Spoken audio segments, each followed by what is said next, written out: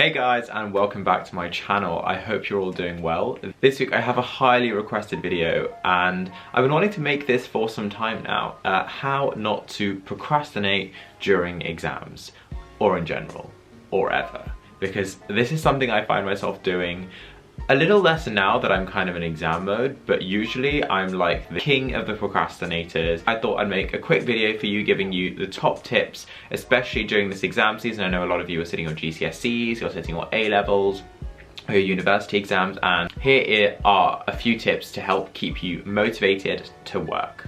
Before we get started, this video is sponsored by Skillshare. Now, I'm pretty sure those of you that have been here for a while would have heard of Skillshare before.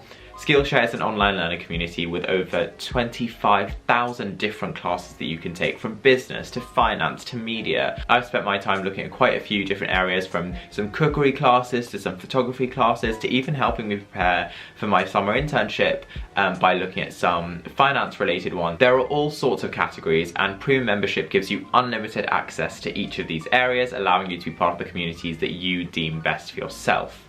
Premium membership is less than £10 a month on an annual contract, and just for you guys, the first 500 of you that click on the link below are going to get 2 months of free premium membership. So don't forget to click that link in the description box below. Whether it's to fuel your curiosity, creativity, or even your career, there are definitely skills out there on Skillshare that could help you. Let's move on with the video. So first of all, the one thing that I absolutely live by is a to-do list. The night before, so when I'm about to go to bed, the night before a day that I know I'm going to be working the next day, I will always make a to-do list. For me, this is usually in my bullet journal. For example, if I've got something like this, I will make a little ticky thing, a couple of boxes the night before, what I need to finish, lecture notes, whether it's an essay, whether it's right. So right now, because I'm doing revision, what I will be doing is putting specific chapter numbers, not like, oh, I need to study networks or I need to study algorithms, etc. I'll put a specific chapter or specific number of pages that I want to get done. So that way, when I get up in the morning, usually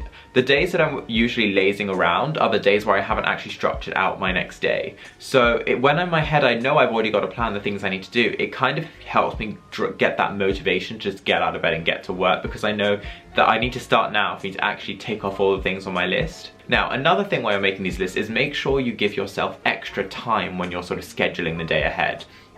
If, for example, I know that making notes on lectures 1 and 2 is going to take me an hour to do, I will schedule an hour and a half, an hour and 45 minutes, so that I know for any unexpected things that pop up, I won't feel as bad. And the endorphins that you'll get when you finish your work early and can move on to the next thing, you could have a little break period, it feels great. So make sure, rather than constantly putting yourself in a tight sort of rush, constantly putting yourself in a situation where you need to get things done to move on to the next task or move on to the next thing, give yourself some leeway so that you can work around the sort of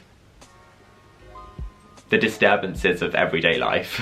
So tip number 1 was organize. Tip number 2 is get out. I know that I constantly am making excuses for myself to clean my room, to clean my workspace. I have never, and I can guarantee you, I have never worked for more than an hour in my room without being distracted. So I will always go to a library. I almost never work in my room anymore. I will get out, go to a library and work there, because I feel like the pressure of other people being around you, even the motivation from other people working around you, is something that really impacts me, and if that impacts you, I would definitely do it. So what I do is, I know that most libraries in Oxford open at 9 AM.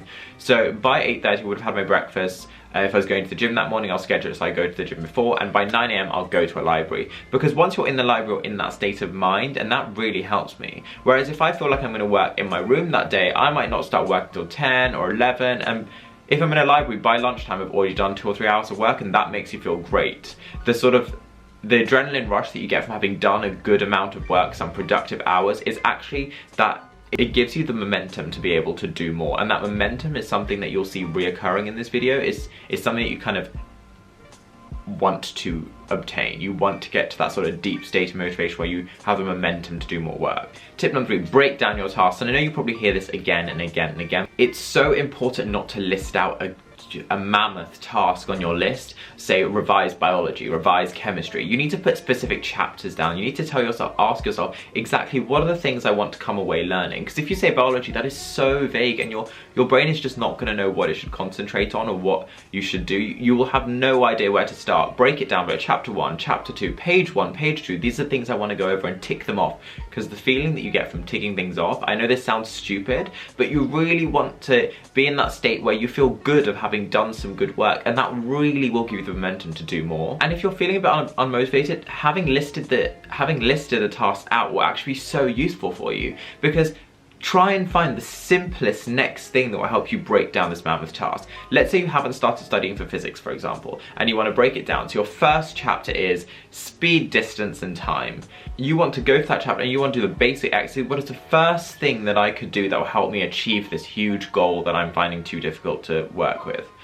And you'll find yourself doing these small things will slowly build up. And again, you'll start entering a state where you're developing momentum, and that is what we're trying to attain. So for example, during the term, for me, when I was writing an essay, my first step would be go to the library and actually take the books out that I need for this. Go onto the internet and actually download all the papers that are necessary on my reading list. That was the first step. At least they're all in one place in all my work. Equivalently, that would be taking out the books, getting your revision stuff ready, trying to figure out what are the bits that I actually need to reference and read. Then be like, okay, which one of these passages is the shortest passage that I could read? Start with that one. Once you read that, you'll get some reading. Actually, should I start with reading an online summary of this?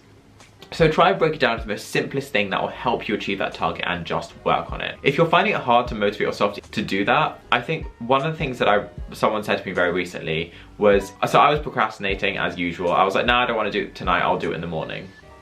And this friend of mine turned around and said, if you don't want to do it tonight, there is no way you'll want to do it in the morning, so just do it now. And that is something that I constantly think about now. When I think, okay, I don't want to iron my clothes now, or I don't want to do this now. It's like, I do it now. What in the world makes me think that I'm going to want to do it later when I have other things that I might need to do? So try and just motivate yourself to just, whatever you can do now, quickly, just do it and get it over and done with. Now that hopefully you've entered to sort of like deep space of learning, my fourth tip would be listen to your brain. If you're in a deep state of learning but you've scheduled a break or you scheduled some time off but you feel like you're being productive, just listen to your brain and work more. Like, I know the amount of times where I'm like, you know what, although I scheduled a break right now, I've had about 15 minutes of really strong work and I feel like I can continue this for the next half an hour, for the next 45 minutes. Allow your schedule to be flexible and adaptable, because it's really hard to enter that deep state of work, and when you're in it you want to maximize it, because you don't know if you go for a coffee break when you come back whether you're going to feel the same way. This works for the converse as well. If you're not feeling it, let's say you've scheduled an hour to work or 2 hours to work and your brain is just not cooperating, just take a break and don't feel guilty about it. Don't half work, half not work, because then you're not doing anyone any favors. You're not giving your mind a break and you're not actually doing anything productive. So take the time off, take a break, go for a walk, go get a coffee, and then come back and try again. And if you're really not feeling it that day, take a day off. You need to make sure that you're adapting your schedules to work for you and suit you, whether that's making sure you're listening to the right kind of music or not listening to music, wearing earplugs, the right place, natural light, artificial light. See what works for you and make sure you're maximizing that to try and increase the ability for you to enter this sort of deep state of learning. So those were my 4 tips. I hope they were useful for you. Those are the kind of 4 things that I generally work by. They've been proved really useful for me for the last couple of weeks while I've been revising for finals.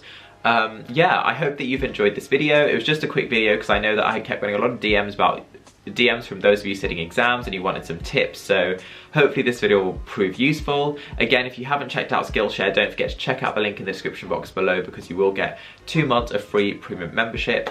Until next time, I hope you guys are having a fantastic day wherever you are, and I'll see you later. Bye guys.